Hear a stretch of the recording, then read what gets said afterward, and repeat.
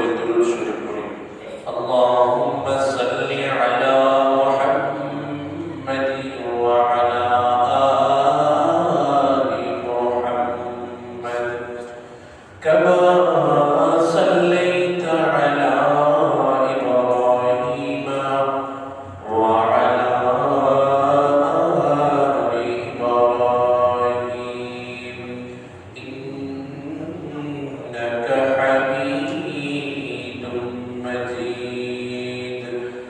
اللهم بارك على محمد وعلى آل محمد كما باركت على إبراهيم وعلى آل إبراهيم إنك حميد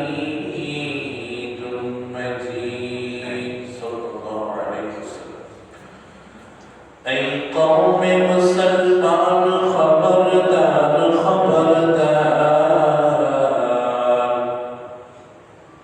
أي قوم مسلمان خبردار خبردار ये वक्त ना गफलत है होशियार होशियार ये वक्त ना गफलत है होशियार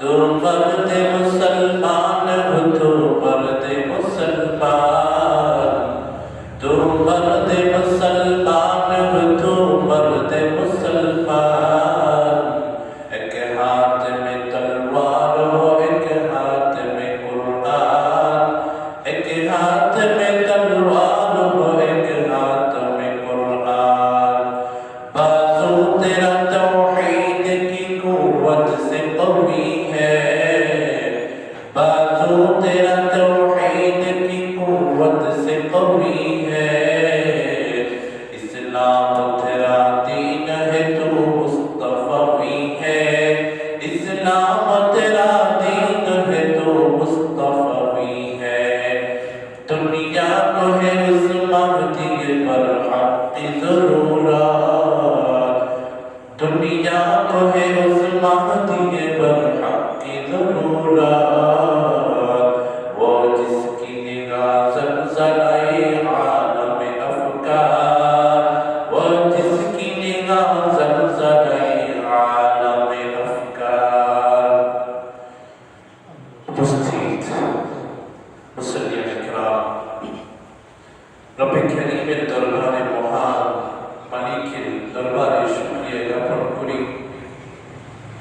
যে মালিক আমাকে আপনাকে না চাইতে দরখাস্ত না করতে লক্ষ কোটি ইনসান থেকে মানব থেকে বাছাই করে ইমানের মতো নিয়ামত দিয়ে আমাকে আপনাকে মসজিদে মহান বিধান পালনের জন্য সুযোগ করে দিয়েছেন এজন্য দিনের প্রহীন থেকে আমরা সকলে শুকরিয়া আদায় করি সকলে বলি আলহামদুলিল্লাহ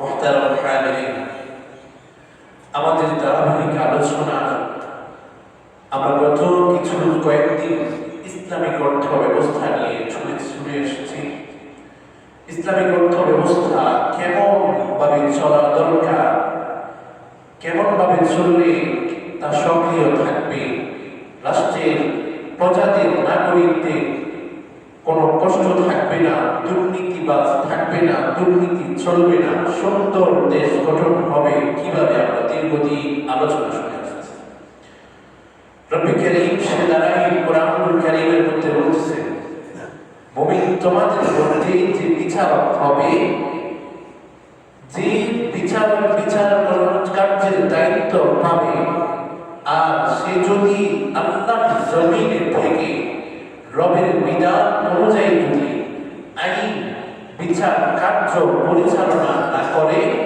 দুনিয়ার জমিনে আখিরাতের হাশরের মাঠে বিচারের দিনে সে রবের কাছে বড় জালেম হিসাবে অত্যাচারী হিসাবে গঠিত হবে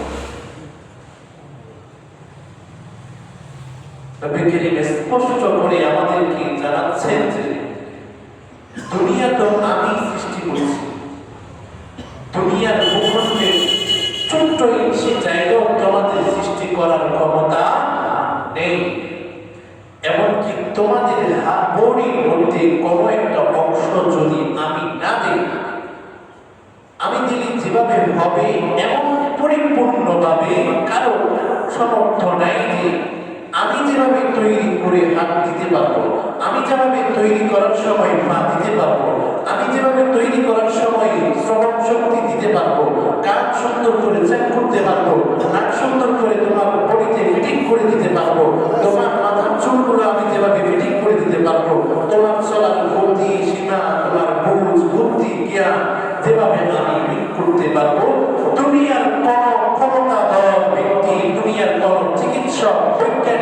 এটা পারবে না। আমাদের কি মনে হয় পারবে? কখনোই না। দুনিয়ার কোন ক্ষমতাধর ব্যক্তিও নিজের শরীরের একটি অংশ তৈরি করতে পারবে না যেটা অভিজ্ঞানী আমাদেরকে দিতে পারে। কৃত্রিম পা যেটা পায়ের, যেটা স্বাভাবিক পায়ের মতো নয়, কৃত্রিম হাত যেটা স্বাভাবিক হাতের মতো হয় না। তাহলে রব্বিকারী বলেন জমিনের ভূখণ্ড হলো আমার সৃষ্টি, জমিন আমি সৃষ্টি করেছি, এবং তুমি যে বিচরণকারী মানুষ তোমাকেও আমি বানিয়েছি। তুমি যে দুনিয়ার জমিনে খাও, তোমার জীবন পরিচালনা করো, তোমার জীবন তোমার পেটের ক্ষুধা নিবারণের জন্য তুমি যে আহার করো, সেই আহার পর্যন্ত আমি ব্যবস্থা করে দিই।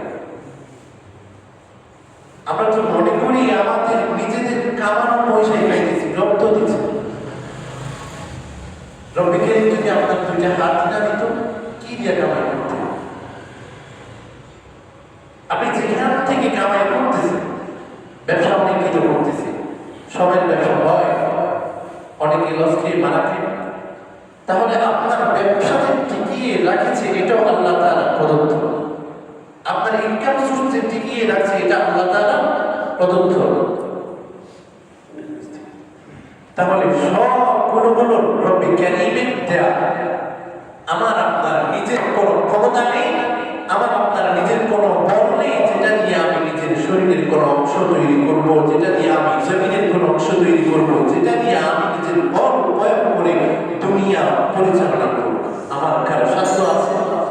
তো সেই রব্বে কারীম বলেছে যারা দুনিয়ার জমিনে বিচারক প্রতিষ্ঠিত হবে, বিচারক হিসাবে নিযুক্ত হবে, বিচারক হিসাবে নিয়োগপ্রাপ্ত হবে, তারা যদি বিচার কার্যের সময়, বিচার পরিচালনা করার সময় আমি রবের বিধান, আমি যেই হুকুম দিয়েছি, আমি রব যেই বিধান দিয়েছি, তাদেরকে যেই হুকুম দিয়েছি তা যদি পালন না করে, তা অনুযায়ী যদি তারা বিচার কার্য পরিচালনা না করে, তাহলে দুনিয়ার জমিনে তারা জালেম অত্যাচারী হিসাবে তো গণ্যিত হবে, বরং কিয়ামতের ময়দানে বিচারের দিনে যখন তার আমলনামা তার হাতে দেওয়া হবে, সেদিনও সেই অত্যাচারী হিসাবে গণ্য হবে।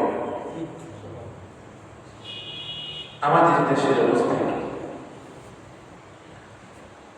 ইসলামিক রাষ্ট্রের আইন ব্যবস্থা, ইসলামিক রাষ্ট্র প্রতিষ্ঠান সাংবিধানিক 22টি মূলনীতি আছে।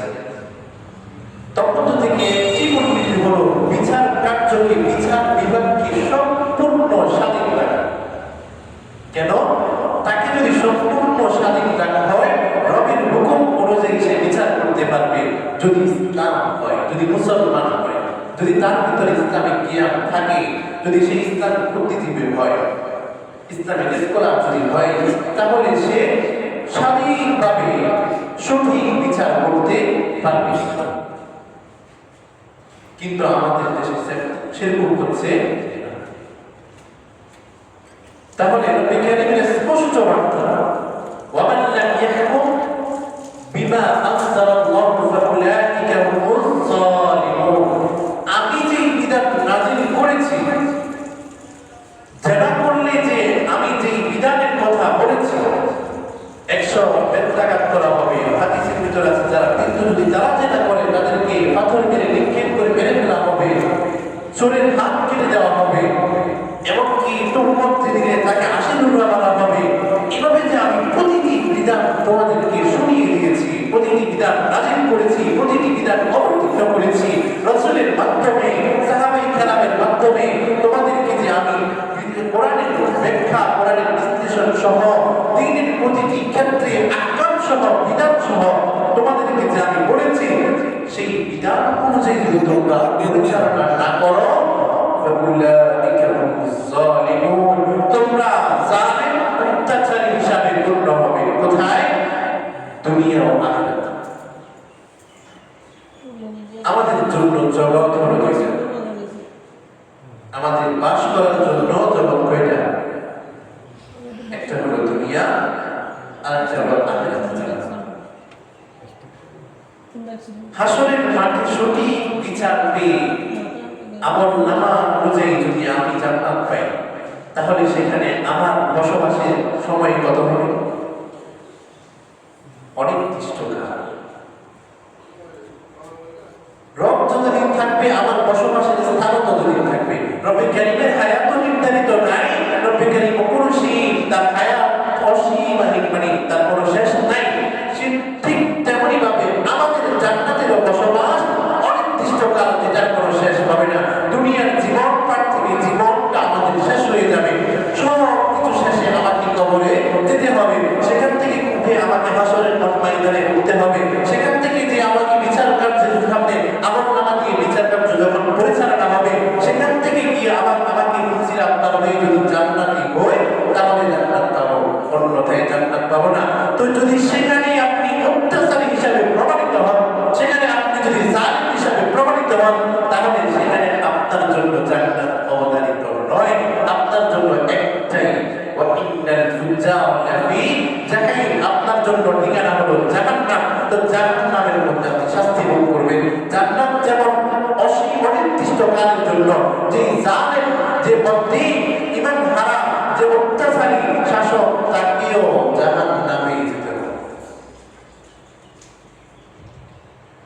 রব্বে কারীম বলেন,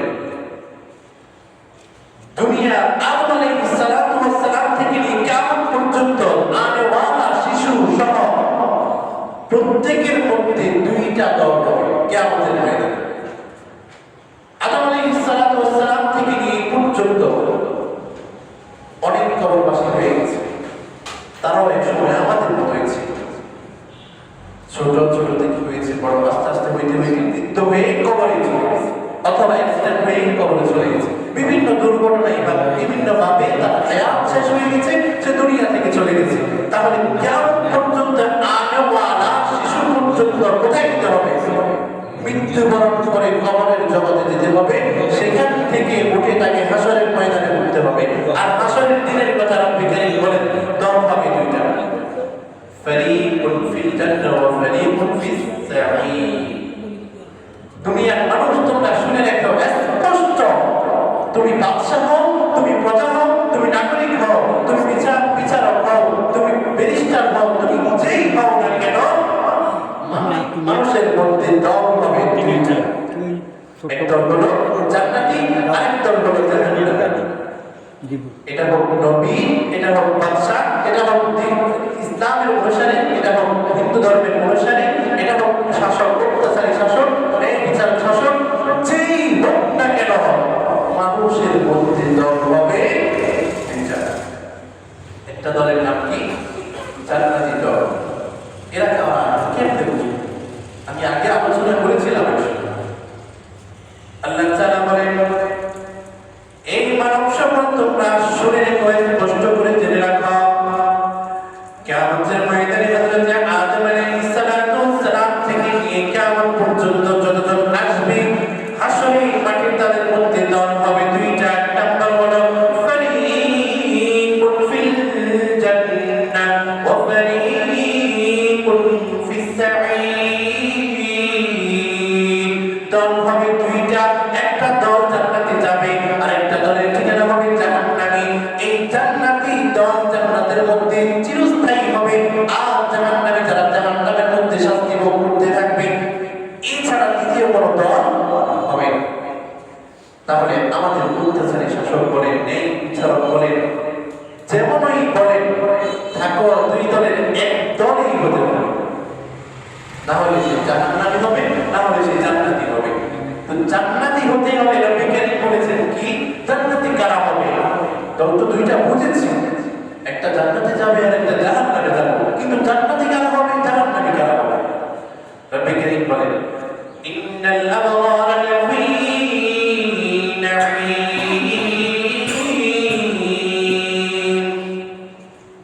এই দুনিয়ার মানুষ তোমরা স্পষ্ট করে জেনে রাখো, দল যে দুইটা হবে, একটা যে জান্নাতে যাবে তারা হবে আবরার, তারা হবে নেককার, তারা হবে সৎ, তারা জুলুমকারী হবে না, অত্যাচারকারী হবে না, অন্যায়কারী হবে না, দুর্নীতিবাজদের মধ্যে অন্তর্ভুক্ত হবে না, যারা দুনিয়ার জমিনে থেকে আল্লাহ বিরোধী, ইসলাম বিরোধী হবে না, তারা হবে নেককার।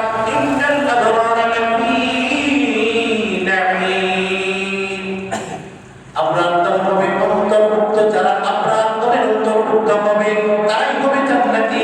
ইন্নাল আবরার লাফি নাঈম, নাঈম কি বলেন নাই, হলো একটি জান্নাতের নাম। ওই জান্নাতের মধ্যে বলেন আল্লাযী ফীহি ইয়াতানাঈমুন, যেখানে শুধু নিয়ামত আর নিয়ামত, নিয়ামত আর নিয়ামত, কষ্টের কোনো নাম সেখানে থাকবে না। সেটার নাম হলো জান্নাত। আমরা দুনিয়ার জীবনে শান্তি তালাশ করি, আমরা দুনিয়ার জীবনে কষ্ট থেকে বাঁচতে চাই, আমরা দুনিয়ার জীবনে সম্পদ ভোগ করতে চাই, সম্পদের মালিক হতে চাই, সুন্দর নারীর মালিক হতে চাই।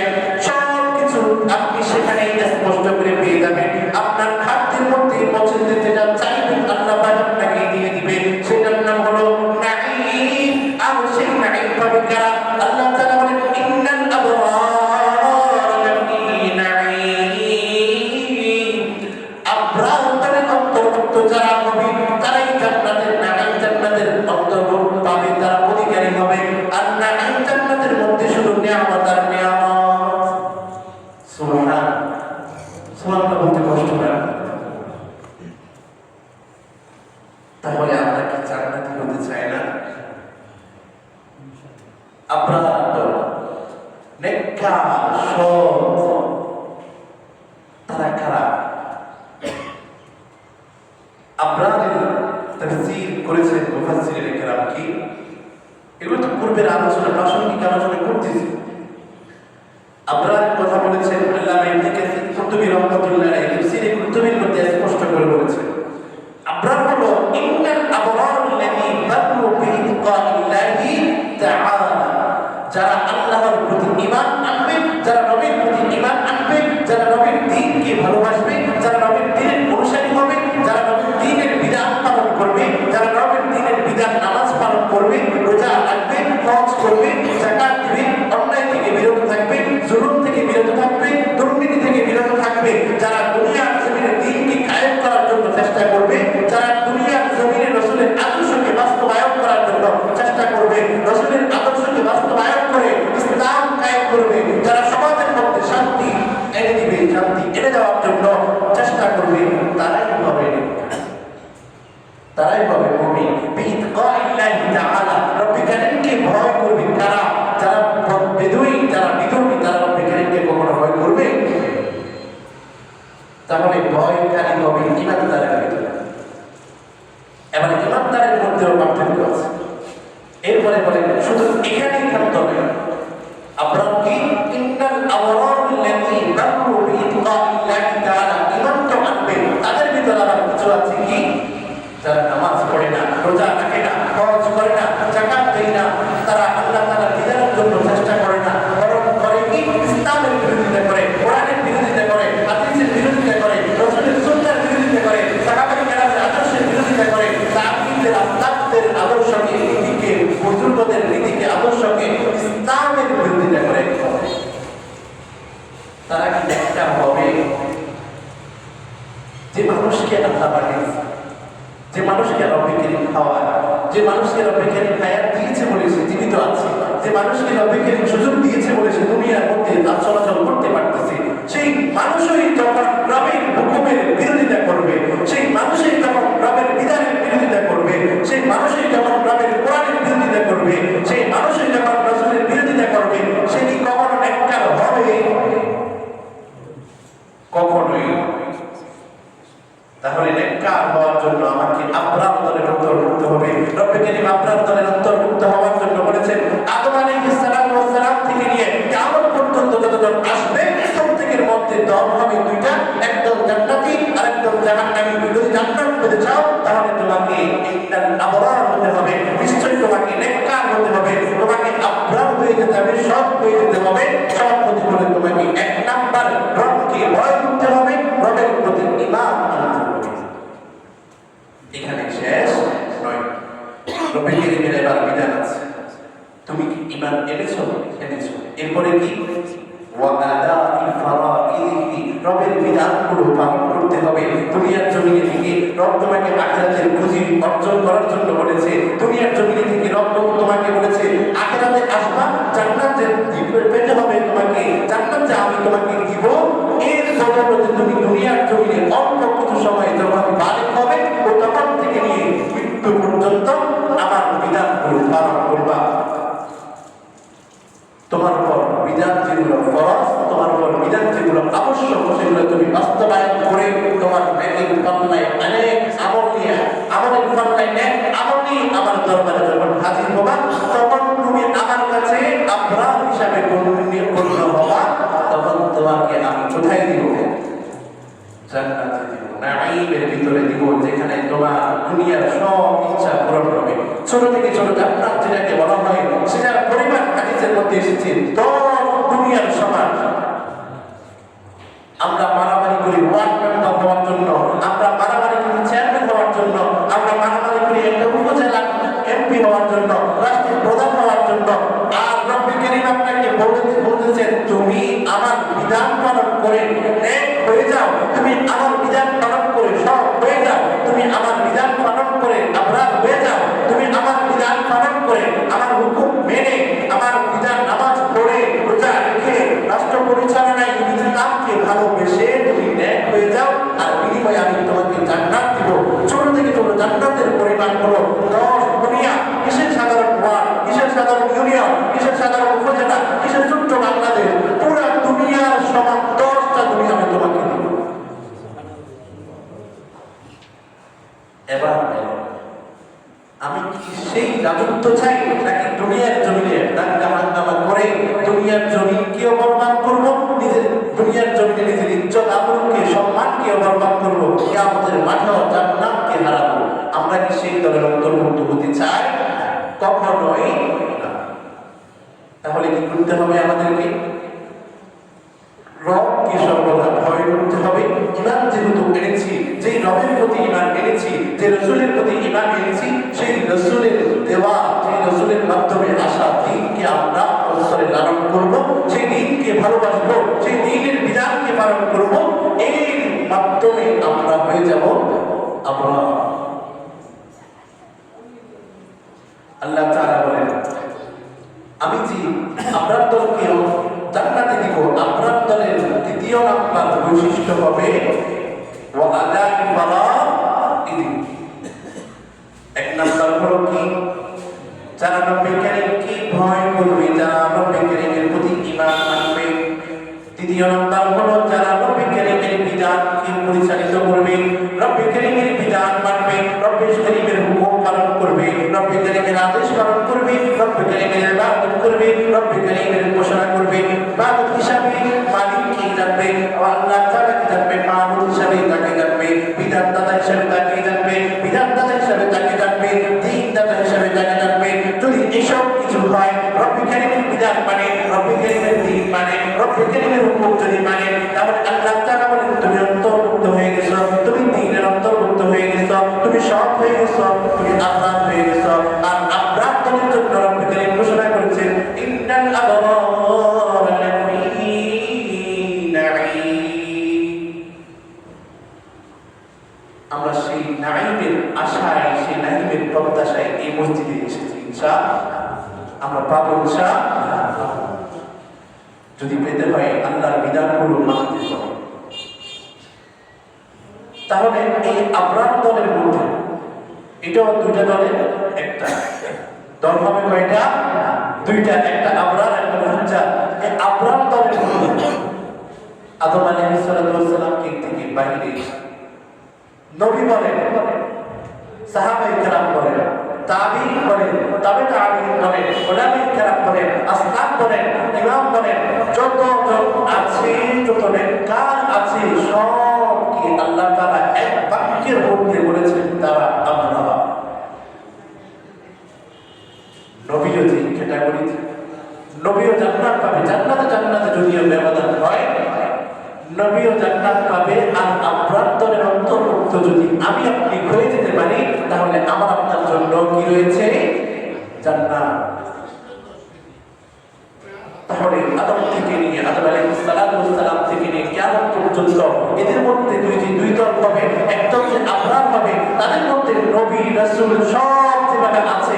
দ্বিতীয় দলের মধ্যে যারা আদম আলাইহিস সালাম থেকে নিয়ে কিয়ামত পর্যন্ত যারা আবরার হবে না, তারা দ্বিতীয় দল অন্তর্ভুক্ত। এদের ঠিকানা কোথায়? আল্লাহ তাআলা বলেন, ইন্নাল আবরারা লাফি নাঈম ওয়া ইন্নাল الفجار لفي جحيم একদল হবে জান্নাতি, তারা হবে আবরার, তারা হবে নেককার, তারা হবে সৎ, তারা হবে রবের বিধান পালনকারী। আর যারা রবের বিধান পালন করবে না, রবের হুকুম মানবে না, রবের ইবাদত করবে না, আল্লাহ তাআলা তাদের ব্যাপারে বলেন তারা হবে ফুজ্জার। আর ফুজ্জার ব্যাপারে বলেন ওয়া ইন্নাল ফুজ্জারা লাফি জাহিম। তাহলে এই কথা আপনাদের কাছে ক্লিয়ার। দল দুটার বেশি হবে দুনিয়ার মধ্যে, আপনি যেই দলেরই হন, আপনি যেই শ্রেণীর হন, বাদশাহ হন, রাষ্ট্রপ্রধান হন, এমপি হন, মন্ত্রী হন, চেয়ারম্যান হন, মেম্বার হন, যেই হন, আপনাকে দুইয়ের একই থাকবে। না হলে আবরার, না হলে ফুজ্জার। আবরারের জন্য জান্নাত, ফুজ্জারের জন্য জাহান্নাম। নিজের ডিসিশন নিজেই নেবেন, আমি কি ফুজ্জার হয়ে জাহান্নামী হব, নাকি আমি ফুজ্জার না হয়ে আবরার দলের অন্তর্ভুক্ত হয়ে জান্নাত অর্জন।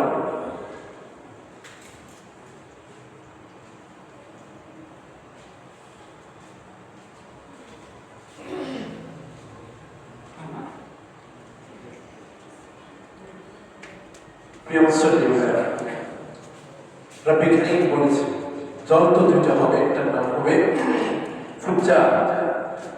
এই ফুজ্জার মধ্যে জালিম লোক আছে। এখন জালিমকে যে সহযোগিতা করবে, জালিমের যে সহযোগী হবে, সে ফুজ্জার নির্ধারিত। যারা রবের বিধান অনুযায়ী রবের জমিনে বিচার কার্য পরিচালনা করবে না, তাদেরকে রব কি বলেছেন? তাদেরকে রব্বে কারীম কি বলেছে? তারা জালেম, তারা অত্যাচারী। আমার কথা এটা, কার কথা? রবের কথা। আপনি আবার নিজের সাথে ফিজিক করে নেন রবের কথা, আমার না, খুদীপ সাহেবের নয়। আপনাদের নিজেদের পালনকর্তা, নিজেদের সৃষ্টিকর্তাই বলেছেন যে দুনিয়ার জন্য বিচারক হিসাবে নিযুক্ত হবে, আর সেই বিচারক হিসাবে আমার দিনকে, আমার বিধানকে, আমার হুকুম অনুযায়ী সেই বিচার কার্য পরিচালনা করবে না। দুনিয়ার জমিনেও আখিরাতের মধ্যেও সেই জালেম হিসাবে গণ্য হবে। আর জালেম হবে ফুজ্জার দলের অন্তর্ভুক্ত। আর ফুজ্জার কারা? ওয়া ইন্নাল ফুজ্জারা লাফি জাহিম। ফুজ্জার কোথায় যাবে? এবার নিজেদের ঠিকানা নিজেরাই বাছাই করবে। যারা জালেম শাসক, অত্যাচারী শাসক হবে, তাদেরকে আমরা সহযোগিতা করব, তাদেরকে নির্বাচিত করব, নাকি যারা আমাদের দেশের রবের বিধান অনুযায়ী পরিচালিত করবে, যেই রব দিয়েছেন, যেই রব সৃষ্টি করেছেন, যেই রব তোমাকে খাওয়ায়, তাকে আমরা ওনার বিধান অনুযায়ী যে পরিচালনা করার ইচ্ছা লালন করে, তাকে আমরা চালু করব। এটা নিজেদের ডিসিশন।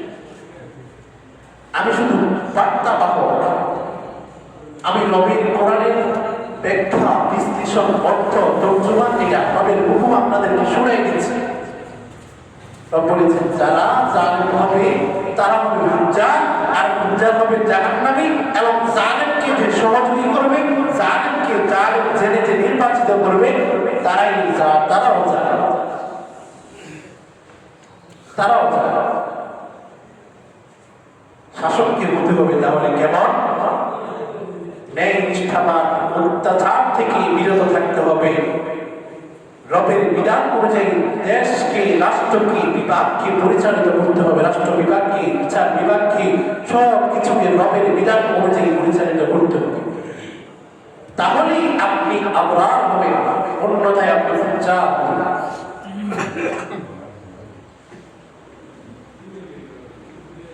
আমাদের দেশের অবস্থা, আপনি যদি জালিমকে নির্বাচিত করেন, হাদির মতো ভাইকে, হাদির মতো বিপ্লবী ভাইকে হারাবেন। আপনি যদি এভাবে অন্যায়কে সাপোর্ট করে যান, সাইদি রহসাইন রহমতুল্লাহ আলাইহি রাহমাতুল্লাহ ফিল জান্নাহ, ওনাদের মতো ইসলামিক স্কলার যারা আপনাদেরকে হকের কথা পৌঁছাই দেয়, ওনাদের মতো যারা আপনাদেরকে সঠিক কথা পৌঁছাই দেয়, মানব ভক্তের মতো ওনাদের আতাউল্লাহ বিক্রমপুরীর মতো ওনাদেরকে আপনি জেলে পাঠায় যে অত্যাচার করতেছে, এটার বা আপনার আমল নামায় আসবে যদি আপনি তাদের কিছু স্পষ্ট মানে কোরআন নাযিল হওয়ার পর থেকে যুগ আমাদের জন্য ইতিহাস আছে। আমরা কেন চাইব না নিজের দেশে শান্তি আসুন? আমরা কেন চাইব না নিজের দেশে সুন্দর সুশৃঙ্খল বিচার গঠন? ওমরের ইতিহাস কি আমাদের সামনে নেই? ওমর রাদিয়াল্লাহু তাআলার ইতিহাস আমাদের সামনে আছে। আবু বকর রাদিয়াল্লাহু তাআলার রাষ্ট্র পরিচালনার ইতিহাস আমাদের সামনে আছে। রাসূলের রাষ্ট্র দেশ পরিচালনা করার ইতিহাস আমাদের সামনে আছে। রবের কোরআন আমাদের সামনে আছে। সাহাবায়ে কেরামের ইতিহাস আমাদের সামনে আছে। রাসূলের হাদিস আমাদের সামনে আছে। সব কিছু বাদ দিয়ে গেল আমরা পশ্চিমাদের, ইহুদিদের, খ্রিস্টানদের, বৌদ্ধদের, ইসলাম বিদ্বেষীদের তাদের দিয়ে যাওয়া আদর্শের উপর, তাদের দিয়ে যাওয়া মতাদর্শের উপর আমরা এখনো কেন পরিণত করি? ইসলাম হয়ে কেন আমরা তাদেরকে সাপোর্ট করি? এই প্রশ্ন আপনাদের বিবেকে রেখে গেলাম। এই প্রশ্ন নিজেদেরকে করবেন এবং নিজেদের মাইন্ড সেট আপে ইসলাম কি বসা, নিজেদেরকে মৃত্যুর প্রস্তুতি নিয়ে সব সময় তৈরি রাখবেন।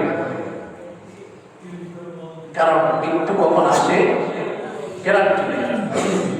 আর মৃত্যু হলেই আপনার দুনিয়ার আমল নামা সব বন্ধ। ওই হাসরের মাঠে তো আপনি দুনিয়ার জমিনে কোন দল ছিলেন সেটাও জিজ্ঞেস করবে না, দুনিয়ার জমিনে কি করতেন সেটাও জিজ্ঞেস করবে না। আমল নামা দিবে, আমল নামায় আমল যদি পায় এটার জন্য বিচার করবে, আর যদি দেখ আমল পায় এটা অনুযায়ী বিচার করবে। ওইখানে কোনো ক্ষমতা চলবে না। সেজন্য মৃত্যুর প্রস্তুতি নিয়ে সব সময় রেডি থাকবেন, তৈয়ার থাকবেন। আল্লাহ তাআলার বিধানকে সাপোর্ট করবেন, রব্বে কারীমের হুকুমকে সাপোর্ট করবেন, নিজেকে আপনার দলের অন্তর্ভুক্ত করবেন, নিজেকে আপনার দলের শামিল করবেন, বিনিময়ে জান্নাত অর্জন করে জান্নাতি হিসাবে তৈরি থাকবেন ইনশাআল্লাহ। হযরত ওমর রাদিয়াল্লাহু তাআলার যুগের সোনালী যুগের কথা আমাদের এখনো ইতিহাসের পাতায় রয়ে গেছে। ওমর ইবনে আব্দুল আজিজ রাহমাতুল্লাহ আলাইহির যুগে ইসলাম অনুযায়ী যে বিধান পরিচালিত হতো, বিচার পরিচালিত হতো, দেশ পরিচালিত হতো, বিনিময়ে হয়েছে কি বাঘ আর ছাগলে চলাচল করতে পারত একসাথে, বাঘ ছাগলকে আক্রমণ করতো না। কিন্তু বিপরীতে আজকে দুনিয়ার জমিনে দেখেন বাঘ ছাগল কি, শিয়াল মুরগি কি, আমাদের মানুষ একদল আরেক দলের সাথে দুনিয়ার জমিনে থাকতে পারছি না। আমরা ক্ষমতা আসতে তোমরা দেশে থাকতে পারবে না, তোমরা ক্ষমতা আসতে আমরা দেশ থেকে পারবো।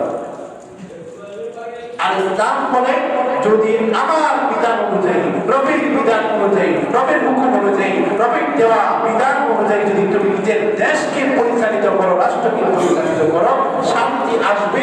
তো একদল আসতে আরেক দলকে পালাতে হবে না। একভাবে আপন মুসলিম মুসলমান ভাই হিসাবে দুনিয়ার জমিনে বসবাস করতে পারে। আর যদি সেরকম না হয়, যেমন চলতেছে, যেমন নেতা চলতেছে, একদল আসবে আরেক দল পালাবে, আরেক দল ওই দল আসবে আরেক দল পালাবে, এভাবে চলবে। যদি ইসলাম যদি ভিতরে সেটা করতে না পারে, নিজের দেশের জন্য ইসলামকে যদি নির্বাচন করতে না পারে, তা ওমর রাদিয়াল্লাহু তাআলার যুগের মতো সোনালী যুগ যদি আপনারা না চান, ওমর ইবনে আব্দুল আজিজ রাহমাতুল্লাহ আলাইহির যুগের মতো ছাগল আর বাঘ যেভাবে একসাথে চলাচল করতো, ছাগল বাঘ একসাথে চলাচল নাই করুক, অন্তত আমরা মুসলমান একে অপরের প্রত্যেক দলের প্রত্যেক শ্রেণীর সকলে একভাবে একই দেশে আমরা শান্তি শৃঙ্খলা অনুযায়ী বসবাস করার জন্য এমন একটি পরিবেশ তৈরি করে দিব ইনশাআল্লাহ। আগামী দিনে আগামীতে আমরা এর জন্যই স্থাপন করে যাবো ইনশাআল্লাহ।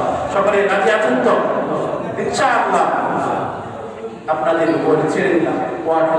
আলহামদুলিল্লাহ রাব্বিল আলামিন। আমরা যারা তবলা শুরু করি নাই, তবলা শুরু করি।